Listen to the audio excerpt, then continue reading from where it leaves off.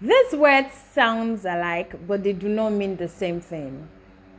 Lose, to miss one's possession.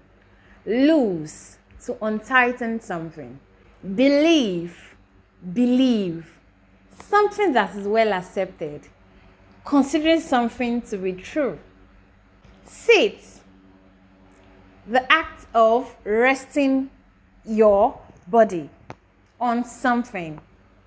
Sit, a piece of furniture that has been put together to create comfort. So let's go over it again. Lose, loose. Believe, sit. I hope you found them useful enough. Thank you very much for listening. Bye.